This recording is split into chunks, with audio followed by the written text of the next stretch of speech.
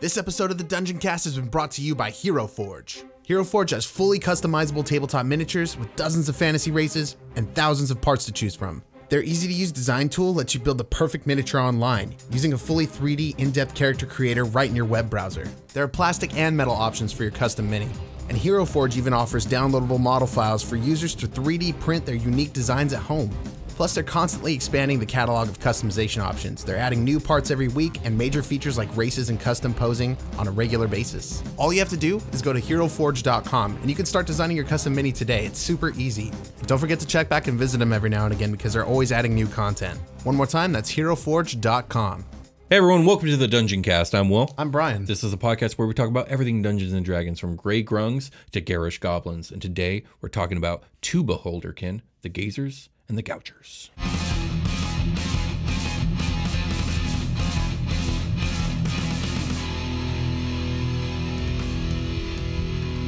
The Dungeoncast. It's the year of the Beholder. It is the year of the Beholder. And behold, as we go over two different kinds of Beholderkin. Behold it! The Gazer and the Gouger. That's right. One is a small floating pest that will babble incoherently at you and zap you with its eye beams until you get out of its territory. Okay. And the other is a biological weapon bred for the sole purpose of devouring true beholders. Oh my god. Neither are very nice. No. So let's head back to the Underdark and learn about more aberrations with far too many eyes, starting with the Gazer. Real quick question. Are Yes. any beholders nice? Yeah, actually, there's one that I feel really bad for called the Spectator, where that probably is going to be the next one we do. They're nice in that, like, neutral beings are nice. You know? So, okay. and we'll get into it in that episode, but usually they are conjured into existence by a wizard and then, like, told to guard a place forever and never leave this room and don't talk to nobody because no one's ever going to come here because guess what? You're guarding this place. And so they go crazy waiting by themselves alone in dark places of the world. Wow. Yeah, I was guys. thinking of a beholder that just has two big strong arms. And it's lowercase b-e, capital holder. Let's get back to Gazers. Okay. So Gazers, also known as eyeballs, are tiny aberrant manifestations of beholders' dreams. Usually born out of a beholder's feverish nightmare, in which its perception of scale and perspective is warped by its delirium. Thus, a gazer born from such a dream resembles a beholder who dreamed it into existence. But its body is only 8 inches wide instead of 10 feet wide, and has only 4 eye stalks instead of 10. Now, even though gazers are said to look essentially like tiny copies of their creator, most art that I've seen depicts them in a very particular look. The art that I've seen depicts them as having dramatically curved, downturned mouths with thick greenish, yellowy, scaly skin, and its central eye has a specifically shaped pupil. It's almost like a plus symbol. Oh, okay. It's like a 4. You know how like Sage mode? Kind of like Sage mode. It's like Sage mode meets what's the other mode? The tailed fox mode? Because Sage mode is when he goes frog. Yeah, and then that's when like the fox pupil goes over it. Oh, yeah, you're right. Yeah, it's not Naruto. It's when he unlocks both at the same time. Yeah, that's like a plus sign. Yeah, it's kind of like this. Yes. So, yeah, because Sage mode is just like an oblong sideways. Yeah, like a frog. Yes, exactly. Okay. So, regardless of their appearance, there is a second way for gazers to be created. They can also be created via a secret magical process known only by beholder mages and taught to their acolytes. A beholder mage is a beholder who tears out its center eye so that it can learn to use arcane arts. Because remember, the center eye has anti-magic. Exactly. And they want to learn magic, so they tear out their own eye so that they can do magic. So they can replace it with the Sharingan. Yeah, sure, that. Oftentimes, beholder mages are like absolute abominations to other beholders, but everything is. So, like, it doesn't even matter. Yeah, it doesn't matter what you do. They're going to think ill of you. Yes, absolutely. So, unlike many other kinds of beholderkin who are born full of fear, resentment, and hatred towards their creators, gazers are born with nothing but pure adulation and devotion towards their beholder master. They follow their creator like a devoted, aggressive puppy, and sometimes small packs of these creatures patrol their master's lairs for vermin to kill and lone creatures to harass. They're cute, but evil. Yeah. Not very intelligent, with an abysmal 3 in that ability score. Yikes, that's 2 more than a... No, that's 3 more than a rock. 2 more than a rock. Well, you're right. It's 3 more than a rock, yeah. Gazers are incapable of speech in any language. But one thing they can do, to the great annoyance of everyone they meet, is approximate mimicking words and sentences in a high-pitched mocking manner. They can't talk, but they can piss you the fuck off. And they do so incessantly to the point of angering even the most patient and amicable of passerbys. Despite their near universal annoyingness, though, beholders tend to find their gazers to be quite amusing and tolerate their presence like spoiled pets. I see. They like gazers to the point of creating small tunnels throughout their lair for the small creatures to roam about freely. This is funny considering beholders tend to have an inexplicable character trait of liking literally no one but themselves. This is kind of funny. Was the writer for this beholder like at the mall and they saw that person with their fucking dog in the suitcase or whatever? Probably something like that. I could see that. But yeah, these are basically the gazers' pets or children. They're little mini-me's, and they like that, I guess. So, as one would expect, gazers are naturally mean creatures. Left to their own devices, they will prey on and bully any creature weaker than them that they come across. A wild gazer, one living separate from a beholder, is territorial, eats bugs and small animals, and is known for playing with its food. A lone gazer avoids picking fights with creatures that are medium or larger, but on rare occasion, gazers will gather in packs, and a whole pack of them might become brave enough to take on larger prey. Even if they won't attack a medium or bigger creature on their own, it doesn't mean that they will cower from or be subservient to said creature. A single gazer might follow humanoids in its territory, noisily mimicking their speech and generally being a nuisance until they leave the area. But it flees if confronted by something it cannot kill. Okay. So they're just really annoying. Really shitty Langoliers. Yeah, really shitty Langoliers. It is said that a gazer can't be tamed by anyone but its creator, except through the use of magic or by bonding with a spellcaster as a familiar. In fact, some beholders with wizard minions insist said minion take a gazer as a familiar because they can see through the eyes of these creatures and thus keep constant tabs on their untrusted humanoid slave. Okay. Spellcasters who are interested in unusual familiars find that gazers can be eager to serve someone who has magical power, especially those who make a point of bullying and harassing others. Though this is a not so easily harnessed creature. Gazers are difficult to control and tend to behave aggressively towards creatures smaller than itself and are known to randomly attack house pets, farm animals, and even children in towns unless its master is very strict with it. So this is interesting. Not a great choice, but also a hilarious choice. Also, this kind of changes the way I view what a familiar is a little bit because I thought it was something that you breed from your own magic in a ritual. Like you create it on the... it can be. Well, like not always, right? So there are other ways to make familiars, I think I'm guessing. Most of the time when we're talking about a familiar, we're talking about a creature that you formed a bond with. And usually like your find familiar is you're summoning a creature from somewhere. And then it's now before you and you've bonded with it magically. I see. I've seen it depicted in other ways that are more like my idea of it was like, I made a magical being, it's made of magic. But in other cases, it's like I summoned a being and I have a magical link with it. So I can do the familiar abilities with it, like see through it. And exactly. Stuff. Okay. When it comes to things like gazers, though, this is kind of really specifically 5th edition wise with the Warlock. Because remember, there's the Pact of the Chain. And when you take the Pact of the Chain, you get access to special familiars that are way more powerful than you normally can, which is like, I think, a sprite, a quasit, an imp, maybe a pseudo dragon. I think a pseudo dragon is another one. Oh, that's right. Yeah, I think it is. In the Volo's Guide, they have the rules for a gazer, and a gazer is the perfect familiar for a Pact of the Chain, Great Old One pact. You know, whether it's beholder tied or not, it's like this is a weird being from the Far Realm. So there you go. Cool. Yeah, I know we've talked about like, you know, DJ Roomba or whatever. Absolutely. And which for new people to the show, it's a mini gelatinous cube. Tiny cube, right? Is your familiar, but it's your, we've talked about it as your familiar. Yes, absolutely. I was kind of like hand waved it like, that would be cool. It must be homebrew. Right, exactly. So before we go over the creature stats, there's one bizarre tidbit that relates to gazers that I want to go over. And it involves a group of cultists called ocular adepts. Ooh. So as we've discussed before, we know that each beholder believes that it represents a state of true perfection and everything else is unworthy trash. This is a Uchiha monster? Analog. I guess so. Well, among the desperate wastrels of decadent cities and debased explorers of the subterranean Underdark can be found some humanoids who agree with them, and who have entered into a pact with the Beholder race in an attempt to achieve even a sliver of that perfection. The so-called ocular adepts, outcasts of their own society, have pledged their services to one or more eye tyrants and pledged their religious devotions to the alien entity known as the Great Mother, the deity matron of all beholders.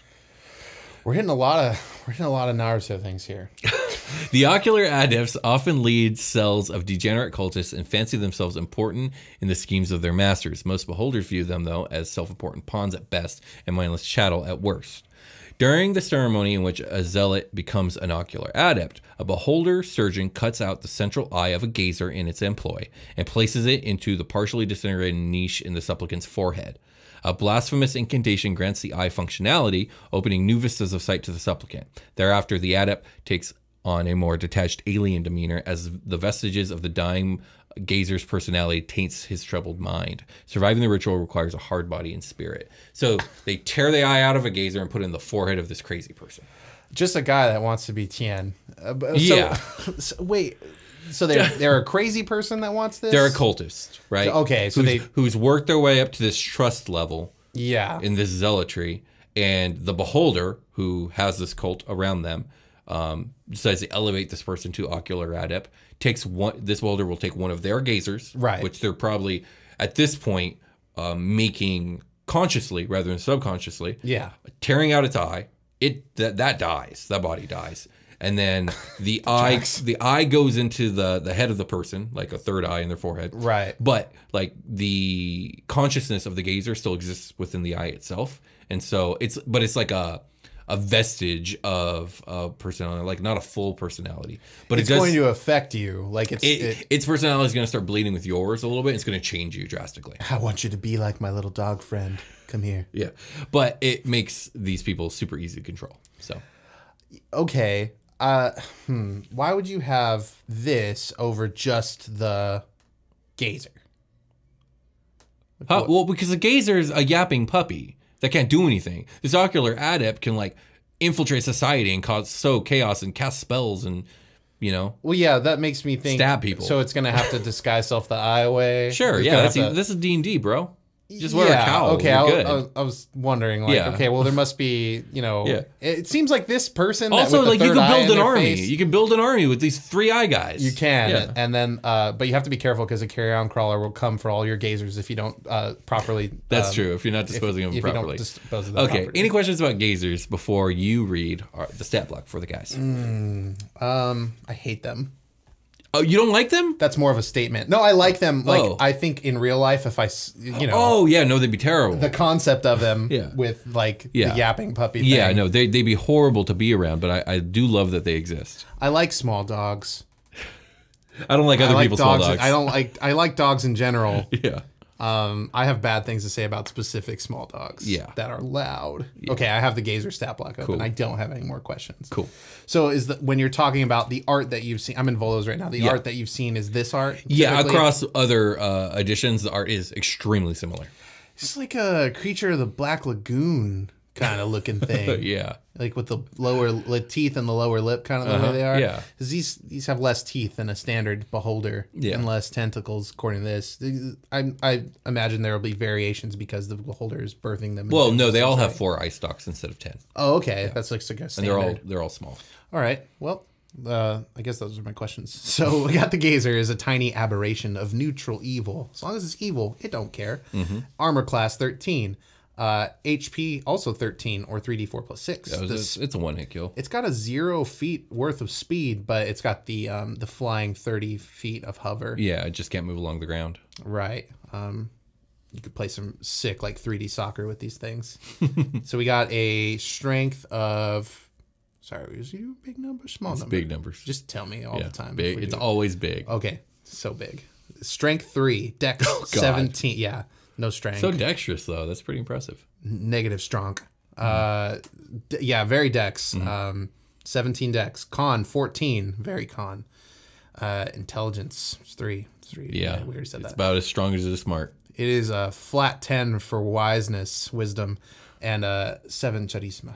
Okay. So we got... A weak-willed, dumb, very physically unimpressive creature. I almost said a dog breed name. Sorry. Hang on. Saving throws, +2 to wisdom, +4 to perception, and +5 to stealth. So they got a bit of wisdom to them. Cannot be prone. Well, how could it be? Can't prone, won't prone. It's hover. Can't, won't prone. So, I mean, it can hit the wall probably with enough force, right? Yeah. Yeah. All right. No languages, just yappy barking. Oh, sorry, I skipped the dark vision of 60 feet and passive perception of 14. It's got a half challenge rating. You're only going to get 100 XP from this. Yeah. Never talk about XP on the show. I haven't used XP since like my 3rd session 10 years ago. I don't know anybody that actually like calcs XP.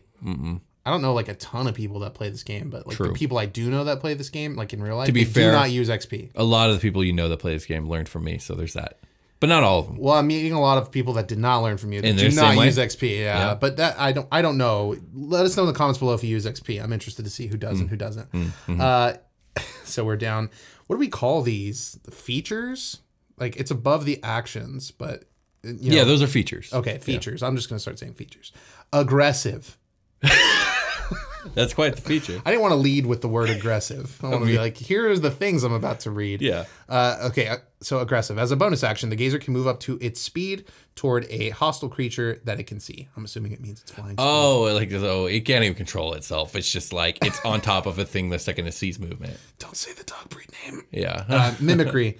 The Gouger can mimic simple sounds of speech it has heard in any language. A creature that hears the sounds can tell their imitations with a successful DC 10 Wisdom Insight check. Yeah. So they're not super good at them. Yeah, they're not great. Well, 10's pretty low, but yeah, they're not super great at them. Where are the lungs? But once it's an aberration. It doesn't breathe. Oh, okay, yeah, it's okay. Like when it eats, where does that go? I don't know. It just falls back out of its mouth. Okay, It's just done. a chew machine. It doesn't actually swallow. It doesn't. Yeah, like digest. there's spit in here. Where is that? Okay, I get glands. Okay, sure. Actions. We got a bite. Melee weapon attack +5 to hit with a reach of 5 feet on one target. It's gonna do 1 piercing damage. It's not even a roll. No, it just says It hit. just does It 1 just says damage. hit 1 damage. So I guess that's Ow, cool. you son of a bitch. Like if a beholder, because if you're gonna fight a beholder, you might fight like maybe 5 of these That would be or so. very annoying. Just doing to deal with. one guy's got because they have deal eye with- beams. They're going to get annoying really quickly. Oh yeah, there's a lot more left on the stat block, but they could just bite the shit out of you. Yeah, that would be very annoying. Eye rays. The Gouger shoots 2 of the following magical eye rays at a random, and you re-roll the duplicates, choosing 1 or 2 targets it can see within 60 feet of it. So I imagine these eye stalks are just like kind of darting around the room and they're firing at intermittent intervals or something like that. Yeah. Undiscerning. We got a Dazing Ray. The targeted creature must succeed on a DC 12 Wisdom saving throw or be charmed until the start of the Gouger's next turn. While the target is charmed in this way, its speed is halved, and it has disadvantage on attack rolls. 2, the Fear Ray. I just thought of how the mystery beam could have worked in from the last episode. Ah, damn it. Oh, it would have been more of a secret beam. Hold on. Sorry, guys. Pause. Secret beam, last episode. It could have been a beam that hits you, and now the beholder knows one of your secrets. Okay. All right, go I like back it. to the Gouger. It's just such a, like, if you don't listen to the end of our episodes, You that don't are know not what I'm talking Beholder about. episodes, That's you have no true. idea. We are building a beholder because this is the year I'm of the sure beholder. most people listening know. It could be their first epi, though. That's true. And Sorry. and if It you... just hit me, and I'm disappointed in myself. This is going to be a little confusing, but on not this episode, on non-beholder episodes this year, we are building a beholder. Yes. This episode at the end, you're going to get a random fact. Stay That's true. tuned to the end of the episode and we call it the long rest. You're going to like it. Okay, so the Fear Ray. Also, I do like the beam. Yeah, thank you. We'll talk about it. So we got did I say the Fear Ray? Targeted creature must No, succeed I a DC interrupted 12 you, Wisdom sorry. saving throw or be frightened until the start of the Gouger's next turn, which is cool. A Frost Ray. The targeted creature must succeed a DC 12 Dexterity saving throw or take 10 or 3d6 cold damage. A Telekinetic Ray. If the target is a creature that is medium or smaller, it must succeed on a DC 12 Strength saving throw or be moved up to 30 feet directly away from the Gouger. Okay, that's cool. If the target is an object weighing 10 pounds or less that isn't being worn or carried, the Gouger moves it up to 30 feet in any direction. The Gouger can also exert fine control on objects with this ray, such as manipulating a simple tool or opening a container or pulling the pin on the grenade on your belt. So that's just like the telekinesis spell, pretty much. Yeah, or a little bit like Mage Hand, but yeah. Is that all? Is that all 4? That's the stat block. So what it was Dazing, Fear, was it Frost? Frost and telekinesis. And then that's pretty cool. So Yeah, they get a lot more formidable at range. Like, holy crap. Yeah, so I've got 4 beams, 5 people fighting. What are you going to do?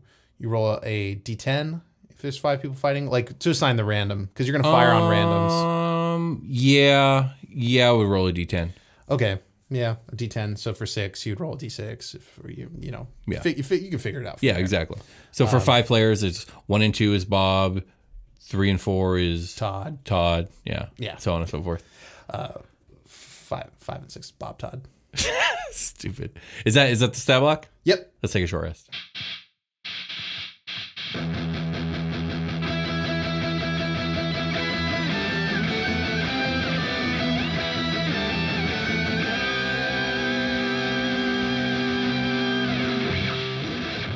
Hey everybody, be sure to check out Super Quest Saga, a future fantasy 5th edition D&D actual play podcast homebrewed and dungeon mastered by yours truly, me, and set in space. And I play in it, along with your special guest Jake and friend of the show, Josh Freeland. You can find it on YouTube, iTunes, or anywhere else you can get your podcasts. Super Quest Saga!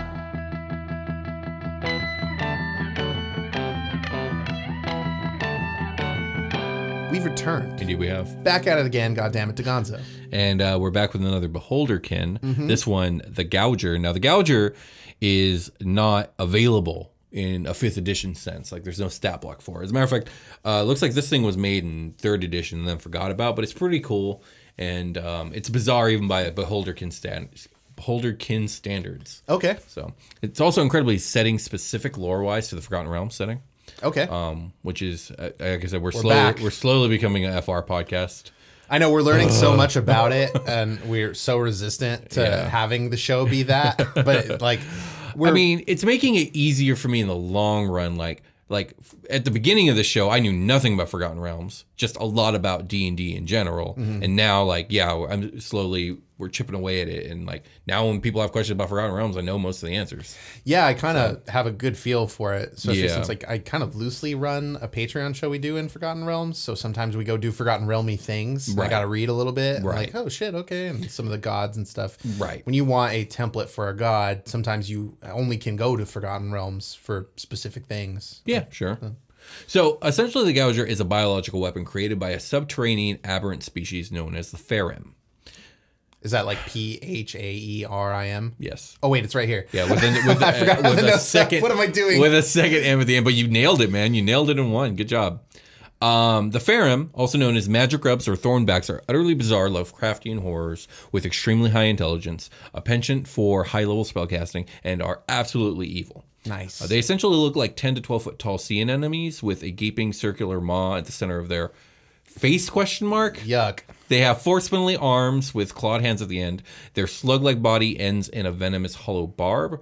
They're absolutely hideous. Evil dildo. And when I say they are Lovecraftian in appearance, I'm referring more so to the lower alien species Lovecraft describes, such as the Elder Things or the great race of Yith, and not the inconceivable eldritch gods beyond the veil of our perception.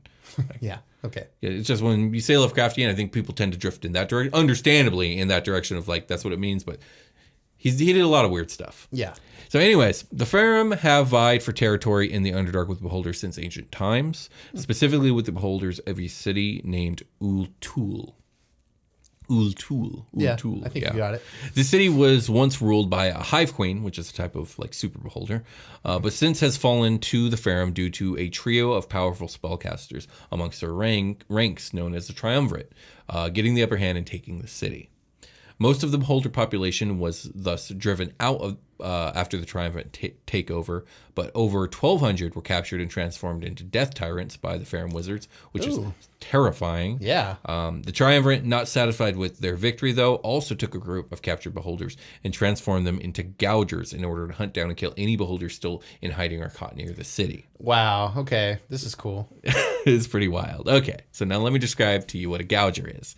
Gougers look very similar to classic beholders, but can be distinguished from true beholders by their size, which is bulkier and wider. They also have an unmistakably crazed appearance, with all 10 of their eye stalks now devoid of magic by the whatever turned them into this, especially twitching in every direction, and their unhalting, terrible screams preceding them wherever they go. They just have like fucking 10 of those fucking those spaghetti used car dealership guys. Yeah.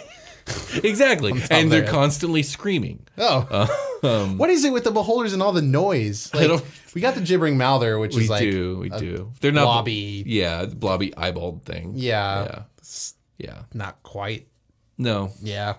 So there are two other horrifying new physical characteristics that differentiate them from their cousins. First being their legs. Gougers have 4 short limbs attached to the underside of their orb, made for ripping and tearing the eye stalks off their prey. So if you look at them, it's weird. It's like they look very much like they're designed to attack a beholder from above. Yeah. With their arms dangling down and just start tearing. I do have the image up, and it is horrifying. Yeah. Is this it? That's it. That's right. Yeah. You see what I mean? Like those hands are ready to grab them eye stalks. It almost looks like what's his face from Marvel, MODOK. A little bit. There's more similarities than just because it has limbs. Like I think all beholders kind of look like MODOK. So secondly, the second characteristic that they have are their horrible tongues for which they get their name. Stretching as far as 15 feet from their body and sharply barbed, the Gouger's tongue is meant to pierce the eye of a beholder, rendering its anti-magic cone useless and destroying their largest organ in the process. Oh, damn. Yeah, that's why they're called Gougers. Unlike its 10 eye stalks, which are magically useless, the Gouger's central eye retains a magical function, emitting the same anti-magic field as does a normal beholder's eye. Okay. So go ahead and keep that on there. Yeah. So Gougers were bred by ancient enemies of the beholders to turn the eye tyrant's power back against them. Gougers serve their original masters out of fear, but are unwilling to associate with any other creatures. They are ruthless carnivores. They rarely speak, but they can understand and shriek in common, undercommon, and the language of the beholders. And unfortunately, that is the limit of the lore that was ever written about them, but I do find them terrifying and awesome. I mean, that is pretty cool. They're like attack drones. Yeah, like, basically, yeah. I did corrupted, they're bastardized. They're not very stealthy. That's the one thing about them. None of these beholders are. I was thinking about that. Like, Yeah. you know you're in a beholder's lair, so why be quiet? Why be in your lair and quiet? That's true. And I was like, They just constantly screaming. Yeah, so they probably can't doesn't fucking sneak. I'm matter. sure they can stop screaming, but for the most part, they don't. I'm sure they can if they wanted to, but they don't. I imagine they're in whatever process turns them into whatever they are. They're probably deeply unhappy about it. Yeah, they're probably still screaming from the day of their birth about their birth. Exactly. That's exactly The whole right. time. It's just one long, elongated fuck. Exactly. And they switch up the language. If you look at them, it's easy to see why. Oh, yeah. So, I mean, any questions about Gougers? what the fuck? That's my only question. Yeah, they're pretty wild. I'm sad that they weren't included with the Beholderkin and Volo's guide. And I don't think they've been released in any module up till now. So I hope they do, though, because they're cool. And there's a lot of Beholderkin that we're going to talk about this year that don't have a 5e stat block as of right now as we're talking. But I hope they do. Well, this isn't like, do we have a Faerun thing like in 5e? Like No, that's one that I know. That's probably why it wasn't released with Beholderkin, because this isn't like... It's tied in it's very, very, very specific. Like a specific city in a specific setting, a very specific race. Like, yeah, it's... And to call it a Beholderkin, I wouldn't say it's kind of stretching it a little bit, I think. Beholderkin just means it's related to beholders. Yeah, I get that, but like... It was a beholder, and now it is something else. Yeah, I understand that, but it's being used... It's very not beholdery. It's very anti-beholdery, in a way. I mean, like... It's a beholder slayer, made to for kill sure. beholders. Yeah. And then what? Like... all the beholders are gone, and then the Faerun like eats all these or kills them, or... To be fair, like there's probably very limited amount of Gougers that were ever made. Again, it was made by three. You mostly made the Death Tyrants, which are cool. Which are scary as hell, and actually way more effective than Gougers. The Gougers seem like something they did just for perverse like fun. Of like, look at us torture and manipulate this thing into an even worse thing than it was before. Yeah. And guess what? It specializes in killing the things that it was. Yeah, they got a directive like make 1,200 of the Death Tyrant. It's like, what do I do with the rest of these? Whatever you want. Exactly. That's exactly right. All right. So, that's cool. Yeah. All right. Well, in that case, I think we can get ready for a long rest. Yep. I know the feature. Let's do it. Hey, everybody. Welcome to the long rest. We did a Beholder episode. It was all Beholder all the way down. It was. So we don't do build the beholder. We're taking a breather. Instead, I give you a fun fact about beholders. Now, not only can the gazer learn and imitate sounds of other animals, it can also copy different environmental sounds, including, human speech. This is because of the thickness of the tongue and the way they position their mouth. So that whole bit about not needing lungs, they really don't. Oh my God, okay.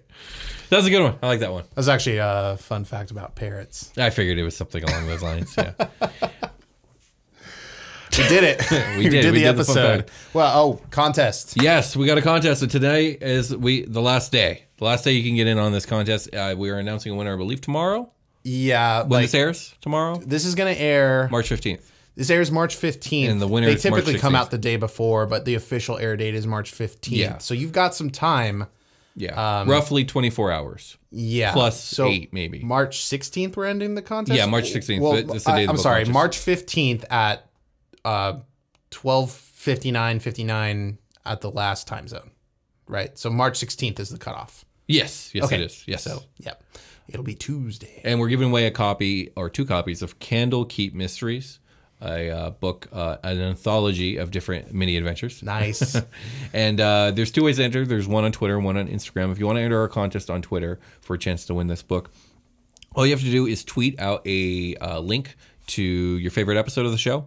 Any podcast, what's the word? Any episode, but any podcast host site. Oh, yeah.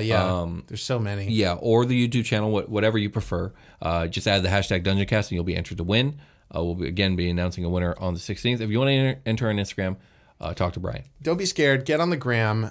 Find the post associated with the contest. Make sure you're following the account. Like the post, and then start tagging people that you think would like the show in the comments below. 1 comment equals 1 entry as long as someone is tagged. Upward into infinity, probably. I don't know. Challenge yourself, I guess. The whole point is to tell people about the Dungeoncast and to spread awareness of the show, that it exists. And to get new followers of Team McGorgon, shout out to Team McGorgon. No worries. Do we got anything else we want to talk about here? I don't think so. I think we should do a contest in the future for just YouTube subscribers. Is something we should. So be on the lookout for that, because we have some YouTube only content coming out. So you can check out our YouTube channel and see some of the. We don't have a ton of exclusive YouTube content, but we've got some stuff we think is cool. So yeah, if you guys want to go and just subscribe to all our shit, that'd be awesome. If you want to take an ad out for the show or just say hi, you can reach out to us on the dungeoncast@gmail.com. And you can talk to us there. Why am I thinking I had something I wanted to say here? Patreon. Patreon.com/dungeoncast. Come check out our work. Twitter. There's a lot of bonus content on there. You can get early episodes, access to episode notes. New ads. Yeah. Shit, man. Yeah, I can't think of something that you would want to say. Contest is done. That was the only new thing we got going on. Oh, I wanted to make a joke. Okay, go ahead. The day you won the Dungeoncast contest was the greatest day of your life. Oh my God. To us, it was Tuesday. We're calling it a game. Bye.